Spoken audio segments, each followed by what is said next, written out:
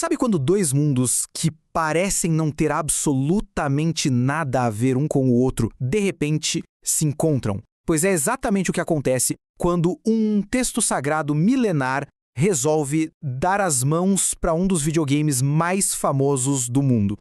Parece uma pergunta meio maluca, né? De um lado a gente tem teologia, parábolas, uma história super antiga. Do outro, um universo digital inteirinho feito de blocos, onde o negócio é minerar, construir e sobreviver. Onde é que essas duas coisas se conectam?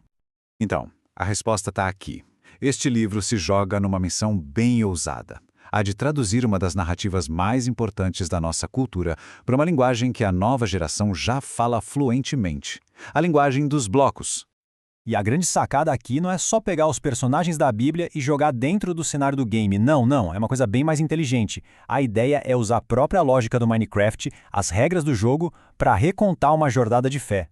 A base para essa aventura toda é o Evangelho de João, um dos textos mais, digamos, filosóficos do Novo Testamento. Então, esquece aquela imagem dos desertos da Judéia. Pensa, na verdade, nos biomas de areia do jogo. Em vez dos vilarejos da Galileia, a gente imagina aquelas aldeias que o próprio jogo cria sozinho.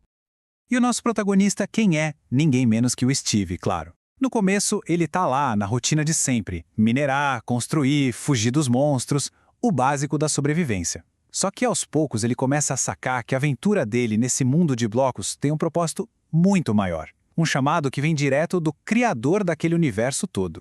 E é aqui que a coisa começa a ficar genial, porque a primeira grande conexão, a primeira grande metáfora, vem da própria fundação do jogo, de como um mundo de Minecraft sequer começa a existir. O Evangelho de João começa com essa frase super poderosa: no princípio era o Verbo, a palavra que cria tudo. O livro pega essa ideia, que é super teológica, e faz uma tradução brilhante para a linguagem do jogo. Olha só que paralelo incrível. No texto bíblico, o mundo nasce do verbo, da palavra. E no Minecraft, como o mundo novo começa? Com o comando gerar mundo, o WorldGen. Aquele processo em que um universo inteirinho brota do nada na tela, ele vira a representação perfeita desse ato da criação. Faz todo sentido. Mas essa tradução não para por aí, na criação do mundo. O mais legal é como as coisinhas do dia a dia do jogo, sabe? As mecânicas são usadas para explicar conceitos espirituais que são bem complexos. Vamos pegar, por exemplo, um tema central do Evangelho de João. A briga entre a luz e as trevas, o bem e o mal. Bom, no Minecraft, essa luta não é nada abstrata. É uma questão de sobrevivência real, toda vez que o sol se põe.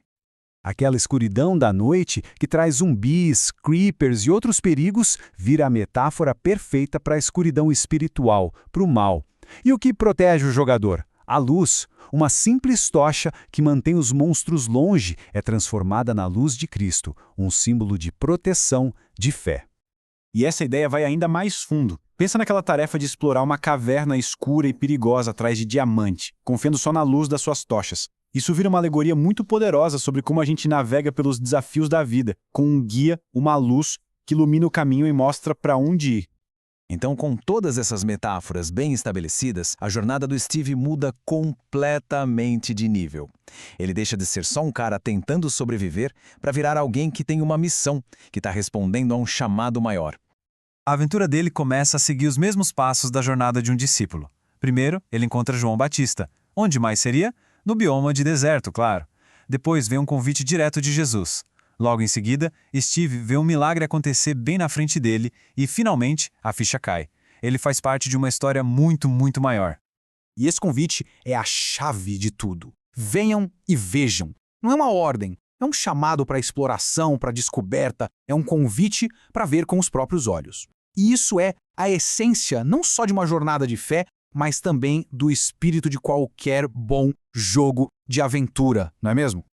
Ok, mas para que tudo isso? É só uma curiosidade? Um jeito criativo de chamar a atenção de um público diferente? Ou será que tem algo mais importante acontecendo por aqui? A resposta é que vai muito além de um truque de marketing. O que a gente está vendo aqui é um exemplo perfeito do que chamam de tradução cultural. É pegar uma mensagem antiga, super complexa, e, como se fosse recompilar ela para rodar um sistema operacional que uma nova geração entende de forma intuitiva o universo dos games. E por que isso funciona tão bem? Porque nesse mundo digital, a fé deixa de ser só um monte de regras e doutrinas para se transformar numa aventura que se pode jogar. Conceitos como Luz contra as trevas não são mais só palavras num livro, é uma experiência real que dá para sentir na pele toda vez que a noite cai no jogo. E tudo isso deixa a gente com uma pulga atrás da orelha, né? Se uma das histórias mais fundamentais da humanidade pode ser recontada de forma tão poderosa dentro de um universo de bloquinhos, o que isso diz sobre o futuro da comunicação? Que outras grandes ideias, da filosofia até a ciência, poderiam ser traduzidas para novas linguagens e novos mundos para alcançar pessoas que antes pareciam inalcançáveis? Fica aí a reflexão.